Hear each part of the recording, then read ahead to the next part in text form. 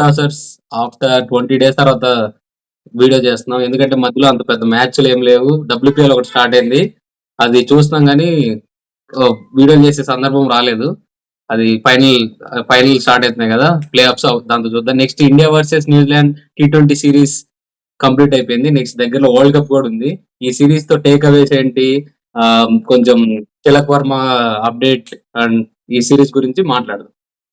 Okay, next first main గా మాట్లాడుకోవాల్సింది Sanju Samson versus Ishan Kishan. Sanju Samson or Ishan Kishan, ఏమనుకుంటారా? ఫస్ట్ సంజు శాంసన్ వర్సెస్ ఇషాన్ కిషన్ మాట్లాడకంటే ముందు first Sanju Samson and Ishan Kishan separate గా మాట్లాడాలి. ఎందుకంటే ఒకరికి గట్టి హిట్, ఇషాన్ కిషన్ కి గట్టి హిట్ సిరీస్ అయితే సంజు శాంసన్ కి కంప్లీట్లీ ఫ్లాప్ సిరీస్ ఇది. సంజు స్పెషల్ గా, సంజుకి యాక్చువల్ గా ఆడుతున్నాడు, బాగా పర్ఫామ్ చేస్తున్నాడు. ఎక్కడ స్టార్ట్ అయిందంటే ఇంగ్లాండ్ సిరీస్ లో వరుసగా 5 మ్యాచ్లు ఆడు. దాని తర్వాత ఒక డౌట్ ఉండింది, బట్ సంజు బాగా అంతకు ముందు 3 centuries చేశాడు కదా, టైం ఇస్తే విల్ సెటిల్ డౌన్ అనుకునే టైంకి టీమ్ సడన్ గా శుభ్మన్ గిల్ తీసుకొచ్చారు. ఒక అన్సర్టెనిటీ, శుభ్మన్ గిల్ కి ఒక 18-19 మ్యాచెస్ వరుసగా రన్ ఇచ్చారు. సంజు అసలు క్వశ్చన్ లో లేడు, అందరూ ఫిక్స్ అయిపోయారు శుభ్మన్ గిల్ అని. కానీ శుభ్మన్ పర్ఫామ్ చేయడం పోవడం వల్ల సంజుకు ఇంకొక ఛాన్స్, సంజు వచ్చాడు. సరే సంజు ఆడతాడు కదా అని ఫిక్స్ అయిపోయాం అందరం. ఈ 5 matches సంజు ఆడకపోవడం, దానికి తోడు అదే టైంలో ఇషాన్ కిషన్ వచ్చి బాగా పర్ఫామ్ చేయడం, there is no other chance actual గా. సంజుకి యాక్చువల్ గా ఇది ఎట్లా అయిపోద్ది అంటే, పాపం అదొక దరిద్రం అనాలి. ఏంటంటే బాగా ఆడతాడు, కానీ ఎప్పుడైతే క్రూషియల్ టైమ్స్ లో ఆడాలో, టీమ్ లో ప్లేస్ డిసైడ్ అయ్యే సిచ్యువేషన్స్ ఉంటాయో ఆ టైంలో పర్ఫామ్ చేయడు. దానికి తోడు సిచ్యువేషన్స్ ఎలా ఉంటాయంటే, ఒక శుభ్మన్ గిల్, ఒక రిషబ్ పంత్ లాంటి ప్లేయర్స్ కి ఆల్మోస్ట్ ఒక 15 to 20 మ్యాచెస్ ఇస్తారు లాంగ్ రన్, వాళ్ళు సెటిల్ ఇన్ అవడానికి టీమ్ లో. కానీ సంజుకి అలా ఉండదు. ఎలా అంటే ప్రతిసారి ఒక మహా అయితే ఒక 5 matches స్ట్రెచ్ ఇస్తారు, అంటే బాగా పర్ఫామ్ చేయనప్పుడు 5 to 6 matches స్ట్రెచ్ ఇస్తారు, మనోడు పర్ఫామ్ చేయగానే చేయకపోతే తీసేస్తారు. సిచ్యువేషన్స్ కూడా అలా ఉంటాయి. దరిద్రం వరల్డ్ కప్ ఏం అనలేము. ఇక ఇషాన్ కిషన్ ఆల్ రైట్, ఆపర్చునిటీని బాగా గ్రాప్ చేసుకున్నాడు. Ishan Kishan inclusion in the squad కూడా కొంచెం ప్లస్ అనుకోవాలి. శుభ్మన్ గిల్ ఎలా తీసారు, అభిషేక్ శర్మలా ఆడుతున్నాడు. అభిషేక్ శర్మ అంత ఎక్స్ప్లోజివ్ గా ఆడుతున్నాడు.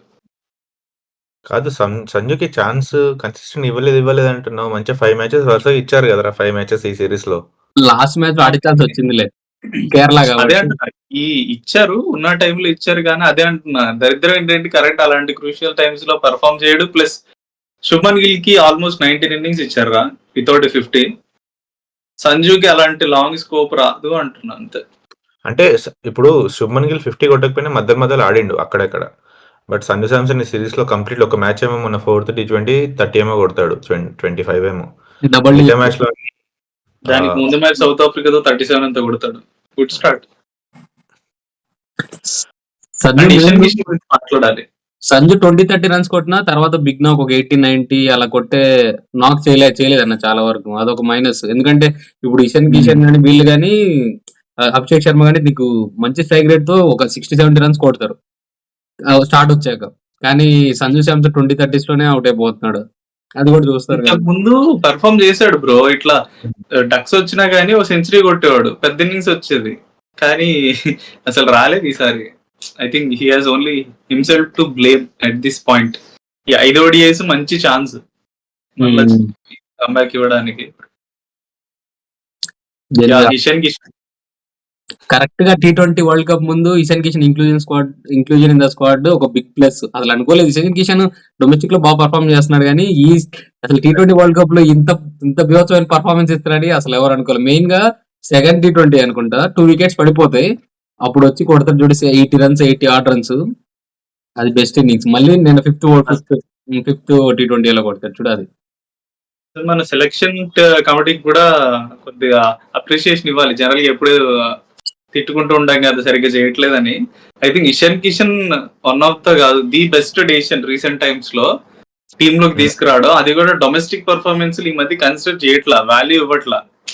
సర్ఫరాజ్ ఖాన్ గానీ చాలా మంది ప్లేయర్స్ ఆడుతున్నారు కానీ డొమెస్టిక్ పర్ఫార్మెన్స్ బేస్ చేసి ఇండియన్ టీమ్ లో కాల్స్ రావట్లా. అలాంటి టైంలో ఇషాన్ కిషన్ డొమెస్టిక్ లో బీభత్సంగా ఆడేసి వాళ్ళ టీం ని ఫైనల్ కి గెలిపించడం, దాన్ని అప్రిషియేట్ చేస్తూ వీళ్ళు ఛాన్స్ ఇవ్వడం. నాకు డౌట్ ఉండే, డొమెస్టిక్ లో బాగానే ఆడతారు మనోళ్ళు, కానీ ఇంటర్నేషనల్ కి వచ్చాక అది రెప్లికేట్ అవుద్దా లేదా అన్న డౌట్ ఉండే. కానీ అసలు ఇషాన్ కిషన్ కంబ్యాక్ కి ఎలా ఇచ్చాడంటే, ఇంతకు ముందున్న ఫామ్ తీసుకురావడం పక్కన పెడితే దానికి డబుల్ ఆడుతున్నాడు. అదే కదా, నాకు స్టార్టింగ్ లో ఒక డౌట్ ఉండే. లాస్ట్ సీజన్ కూడా ఎస్ఆర్హెచ్ కి ఫస్ట్ మ్యాచ్ లో 100 కొడతాడు, తర్వాత సీజన్ మొత్తం ఏం ఆడాడు.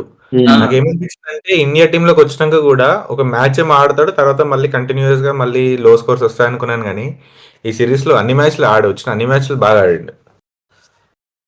ఈ T20 సిరీస్ తో వరల్డ్ కప్ తో ఎస్ఆర్హెచ్ వాళ్ళు బాగా ఆనందంగా ఉంటే సిఎస్కే వాళ్ళు అంతే బాధతో ఉంటారు పాపం. అండ్ ఇంకోటి, అభిషేక్ శర్మ ఈ సిరీస్ లో ఎట్లుందంటే, ఫస్ట్ T20లో బ్యాట్ నుంచి వచ్చిన ఫస్ట్ బాల్ 6, సెకండ్ T20లో ఫస్ట్ బాల్ కి డక్అవుట్, మళ్ళీ థర్డ్ T20లో ఫస్ట్ బాల్ కి 6, ఫోర్త్ T20లో మళ్ళీ ఫస్ట్ బాల్ కి డక్అవుట్, ఫిఫ్త్ T20లో second ball third ball 6. Crazy అసలు ఇంటెంట్ ఎట్లుందంటే, వచ్చుడు ఎవరైనా కానీ బౌలర్ ఊపుడే. మన బ్యాట్స్మెన్స్ కూడా అందరూ ప్రతి ఒక్కరు కొడదామనే వస్తున్నారు లేనా. ఇంతకు ముందు కొంచెం ఆడదాము నిదానం 2-3 బాల్స్ ఆడదాం టైం తీసుకున్నాం లేరు, వచ్చిన బాల్ ప్రతి ఒక్కటి కొడదామనే వచ్చారు. అన్లెస్ అంటిల్ నీకు ఇనిషియల్ గా వికెట్స్ పడితే తప్ప వచ్చిన వాళ్ళు వచ్చినట్టు కొడుతున్నారు. అందులో ఇంకోటి main place of the series అంటే సూర్యకుమార్ యాదవ్ ఫామ్. అది చాలా పెద్ద ప్లేస్ బ్రో. అసలు కెప్టెన్ ఫామ్ లో లేకపోవడం, అది కూడా సూర్య నెంబర్ 1 ఒక టైంలో నెంబర్ 1 బ్యాటర్ T20s లో లేకపోవడం చాలా పెద్ద కన్సర్న్. కానీ కరెక్ట్ మూమెంట్ లో మంచిగా ఫామ్ లోకి వచ్చేసాడు. అసలు మన బ్యాటింగ్ చూస్తే అసలు ఒక టైంలో న్యూజిలాండ్ బౌలింగ్ చూసి పాపం అనిపించింది. పాపం ఏంది అసలు, వాళ్ళ మొహాలు చూస్తే ఎక్కడ వేయాలో ఏమేయాలో కూడా అర్థం కావట్లేదు. ఎక్కడ వేసినా కొడతారు. మరి too much batting, explosive batting. అసలు ఇంతకుముందు అభిషేక్ శర్మ ఒక్కడ ఆ విధంగా ఆడేవాడు మన టీంలో, అది కంటిన్యూ అయ్యేది కాదు పవర్ ప్లే అయిన తర్వాత. ఇప్పుడు ఎట్లా అయిపోయిందంటే, సంజు కూడా ఆడేవాడు, అభిషేక్ శర్మ అవుట్ అయ్యాడు అనుకో, Ishan Kishan same next ball నుంచి కంటిన్యూ చేస్తున్నాడు, అండ్ సూర్య అది కంటిన్యూ చేస్తున్నాడు. శివం దుబే అలానే ఆడుతున్నాడు. శివం దుబే స్ట్రైక్ రేట్ చూసారా అసలు, ఫాస్ట్ బౌలర్స్ ని కొడుతున్నాడు, షార్ట్ బాల్స్ ఆడుతున్నాడు. తర్వాత Hardik Pandya, one of the most explosive middle order. దాని తర్వాత రింకు సింగ్. స్ట్రైక్ రేట్స్ అందరి ఆల్మోస్ట్ అరౌండ్ 200 ఉంది ఈ సిరీస్ లో. వీళ్ళు అయిపోయిన హర్షిత్ రాణా వస్తాడు, హర్షిత్ రాణా కూడా అదే ఫామ్ లోనే ఆడుతున్నాడు. హర్షిత్ రాణా, అక్షర్ పటేల్. సో బ్యాటింగ్ అంతా బాగుందని చూసుకుంటే, నెగటివ్ సైడ్ బౌలింగ్ కూడా అట్లనే ఉంది మనది. ఎగ్జాక్ట్ బ్యాటింగ్ ఆపోజిట్ బౌలింగ్ ఉంది. ఏంటంటే వరుణ్ చక్రవర్తి ఒక్కడే కొంచెం మిడిల్ ఆర్డర్ లో వికెట్ తీస్తున్నాడు పవర్ ప్లే మిడిల్ ఓవర్స్ లో. లాస్ట్ ఆఖరికి బుమ్రా కూడా ఈ సీజన్ ఈ సిరీస్ లో రన్ ఎక్కువ ఇచ్చిండు. అది కొంచెం తేడా పడుతుంది. అది వన్ ఆఫ్ ద మైనస్ అన్నది. బుమ్రా కానీ ఫామ్ లో లేకుండా ఉంటే నీకు కొన్ని క్రూషియల్ నాకౌట్ మ్యాచెస్ వస్తాయి. సెమీస్ లో, ఫైనల్స్ లో బుమ్రా అందరు అవుట్ ఆఫ్ ఇంకా వెళ్ళిపోయారు అనుకో మన హ్యాండ్ నుంచి, ప్రతిసారి బుమ్రానే ఆల్మోస్ట్ బ్రేక్ త్రూస్ గాని ఇచ్చేది, టీమ్ ని బ్యాక్ టు ద తీసుకుని వస్తాడు. అది కానీ లేకుండా ఉంటే కొంచెం బుమ్రా ఫామ్ లోకి రావాలి. ఫామ్ లో ఉన్నాడు, చెప్పలేం పర్ఫామ్ చేయొచ్చు సడన్ గా. ఏముంది నాకైతే Bumrah like throughout his international career IPL లో చూసుకున్నా కూడా బుమ్రాకి ఇంత బ్యాడ్ ఫేస్ నేను చూడలా. అంటే వికెట్స్ దిగిపోవడం ఇట్స్ ఫైన్, కానీ ఎకానమీ బుమ్రాది ఎప్పుడు ఇంత బ్యాడ్ ఎప్పుడు లేదు. అసలు బుమ్రాని ఈజీగా 6 కొడుతున్నారు. అసలు బుమ్రాని పిక్ చేయడం ఎవరికి అయ్యేది కాదు. అలాంటిది బుమ్రాని అందరూ 6 కొడుతున్నారు. వాడు పాకిస్తాన్ ప్లేయర్ బుమ్రా మీద 2 6లు కొట్టినందుకే పెద్ద డాక్యుమెంటరీ తీశారు. డాక్యుమెంటరీ తీయాలో. అదే కదా, కంట్రోల్ ఉండట్లేదు, కొడుతున్నారు. ఇంకోటి ఏంటంటే హర్షదీప్ యాక్చువల్ గా మనకి పవర్ ప్లే లో పక్కా వికెట్స్ తీస్తాడు, కానీ ఈసారి అది అవ్వండి. హర్షదీప్ కూడా వికెట్ సరిగ్గా పడకపోవడం, హర్షదీప్ ఎక్కువ రన్స్ ఇస్తున్నాడు, డెత్ ఓవర్స్ లో కొట్టించుకుంటున్నాడు. అది కూడా వాళ్ళకి 5-6 డౌన్, లైక్ 6 వికెట్స్ పడిన తర్వాత కూడా మన వాళ్ళు కొట్టించుకున్నారు ఈ సిరీస్ లో. దానికి తోడు ఇంకొక మైనస్ బౌలింగ్ లో, అంతే వీళ్ళిద్దరు మెయిన్ కీ బౌలర్స్ అనుకున్న ఇద్దరు పెర్ఫామ్ చేయట్లేదు, అది పెద్ద మైనస్ అయిపోయింది. మధ్యలో అక్షర్ పటేల్ ఇంజుర్డ్ అయ్యి మళ్ళీ వచ్చిండు. ఆడిన 2 మ్యాచ్ లో మంచిగా ఆడినలే అక్షర్ పటేల్. ఇంకోటి కూడా ఏమనిపిస్తుంది అంటే మనోళ్ళు ఈ సిరీస్ లో అన్ని కూడా మరీ ప్యూర్ బ్యాటింగ్ వికెట్స్. అది ఆ, ఇచ్చేసి కూడా ఓన్లీ బ్యాటింగ్ అనుకున్న బౌలర్స్ ని ఆ పర్ఫార్మెన్స్ బయట పడదు కదా మోస్ట్లీ. న్యూట్రల్ గా ఉన్నా కొంచెం కనిపిస్తుందేమో కానీ పిచ్చెస్ ఓన్లీ బ్యాటింగ్ పిచ్ ఉంటే బౌలర్స్ కూడా కాన్ఫిడెన్స్ తగ్గిపోద్ది. అది అంగ న్యూజిలాండ్ బౌలర్స్ కాన్ఫిడెన్స్ అయితే చూసే కదా పాపం, వాళ్ళు ఏ బాల్ వేయాలన్నా పాపం ఏదో వేస్తున్నారంటే వేసారు వాళ్ళు. పిచ్లు బ్యాటింగ్ ఒకటి, ఇంకొకటి డ్యూ. అసలు ఫస్ట్ ఇన్నింగ్స్ నుంచే మొత్తం డ్యూ గ్రౌండ్ మొత్తం.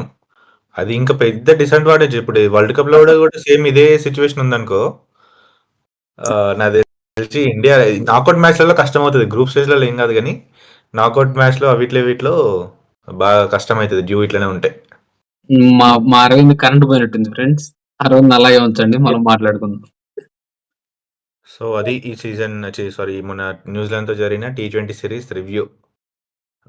సో మళ్ళీ వరల్డ్ కప్ ఇంకా 1 వీక్లో స్టార్ట్ అవబోతుంది. సో వరల్డ్ కప్ స్టార్ట్ అయ్యే ముందు కూడా ఒకసారి ఇండియా టీం ప్రివ్యూ చూద్దాం. ప్లేయింగ్ లెవెన్ ఎలా ఉండబోతుంది, అండ్ వరల్డ్ కప్లో మన ఫిక్చర్స్ ఎలా ఉంటాయి, అండ్ గ్రూప్ స్టేజ్ తర్వాత మళ్ళీ ఎవరెవరు టీమ్స్తో మనకి సెమీఫైనల్ పడే ఛాన్స్ ఉంది, అవి కూడా డిస్కస్ చేద్దాం. సో అంటిల్ దెన్ టాటా, బై బై. See you. ఇంకా మీకు ఏమన్నా ఈ సిరీస్ వల్ల పాజిటివ్ న్యూస్ కానీ మీకు పర్సనల్ గా అనిపిస్తే కింద కామెంట్ చేయండి. అలాగే వీడియోని షేర్ చేయండి. Bye friends.